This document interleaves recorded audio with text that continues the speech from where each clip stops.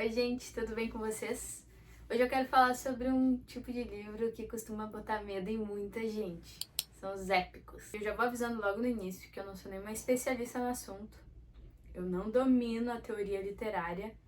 Eu apenas tive muito medo de épicos por muitos anos, até que um belo dia eu consegui me introduzir nesse universo. Então, dentro da literatura clássica, a gente tem os épicos, né? Que são livros como a Ilíada, Odisseia, Divina Comédia, Eneida, os Lusíadas. E só de ouvir esse nome, muita gente já imagina um livro impossível de ler, algo que não dá pra entender absolutamente nada. E eu entendo esse medo, porque eu já tive exatamente aí.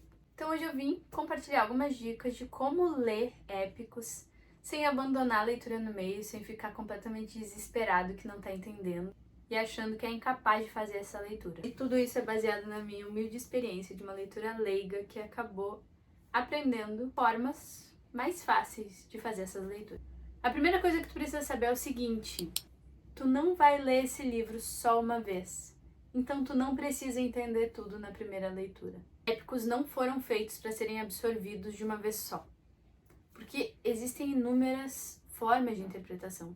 Existe a interpretação simplesmente literal daquilo que aconteceu, existe a interpretação mais psicológica, existe muitas vezes uma interpretação histórica. E achar que tu vai captar tudo isso numa única leitura é irreal. Ninguém faz isso.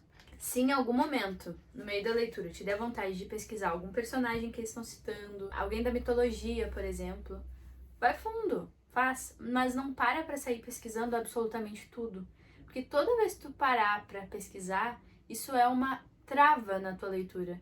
E a tua chance de largar o livro no meio porque tu não tá entendendo é muito maior. Então se apega a tentar entender a ideia geral primeiro. E aí isso já me leva à segunda dica, que é leia o mais rápido possível. É claro que não é para atropelar o texto, é para virar uma leitura mecânica. Tu tem que entender mais ou menos a ideia geral. Mas não vai parando, porque essa continuidade, esse ritmo na leitura te permite se ambientar com o estilo de escrita do escritor. Por exemplo, tá? Nos Lusíadas, Camões, ele escreve em decassílabos.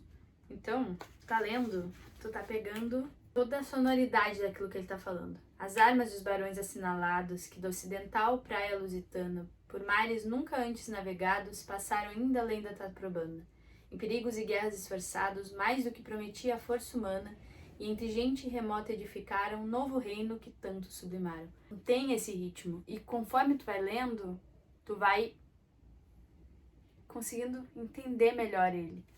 Se tu for parando toda vez que tu tiver alguma dúvida, o ritmo vai sendo travado até que tu uma hora se cansa de continuar a leitura, porque tu nunca pegou o fio da meada. Foi isso que me ajudou a terminar o meu primeiro épico. Essa foi a dica de ouro. Outra dica que eu dou é começar pelo épico mais fácil. E pra mim ele tem nome e autor muito específicos, que é Os Lusíadas de Camões. Por quê? Porque é na nossa língua. Simplesmente, quando a gente vai falar de Divina Comédia, por exemplo, a gente está falando de uma tradução. Existem traduções que são mais puxadas para a rima que o autor está fazendo. Existem traduções que são mais focadas no entendimento do leitor. Então já entra o elemento tradução. E se tu tá fazendo isso pela primeira vez, o melhor é começar com algo que pelo menos é na tua língua. O simples fato de ser em português já elimina uma camada enorme de dificuldade. Não é o português que a gente fala, é um português inicial, é um português bem mais rebuscado, mas ele dialoga mais com a nossa história, então é muito mais fácil de compreender.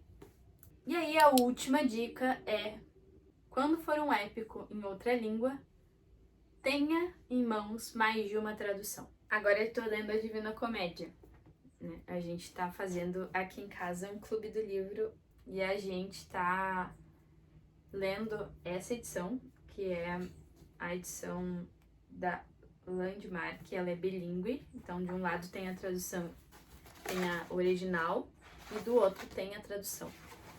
E é uma tradução que foca mais em manter a rima, então muitas vezes é difícil de entender. Aí o meu cunhado, ele tem uma tradução, que eu não sei qual é a editora, mas é bem mais focada na compreensão do leitor. Então quando a gente não entende aqui, a gente já usa aquela outra tradução. muitas vezes não é só que é difícil, é que aquela tradução ela tem um objetivo específico. Ou às vezes é só uma tradução ruim. Não é o caso dessa, essa daqui é uma tradução boa, só que ela é focada em rima, né? Em manter a estrutura original do texto. Então ter duas versões ajuda bastante, porque daí tu consegue pegar esses nuances. E aí eu acho que a última coisa, assim, não é uma dica necessariamente, mas é uma forma de pensar. Épico não pode virar uma performance. Então, assim, quando tu lê um épico, não pode ter pressa de ler o épico, mas também não pode ter calma demais, porque tu vai largar.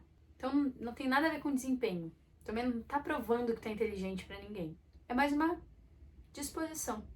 Assim, pô, muitas pessoas na história leram esse livro. Não é possível que eu não vou ler, cara. E o entendimento, ele vem aos poucos. Ele não vai vir na primeira leitura. Tu não vai ler um épico uma vez só. A não ser que tu queira. Pode fazer isso, mas se tu quiser de fato entender ele, tu vai reler ele mais vezes na tua vida. E o estranhamento inicial de ler um épico é um estranhamento que todo mundo tem.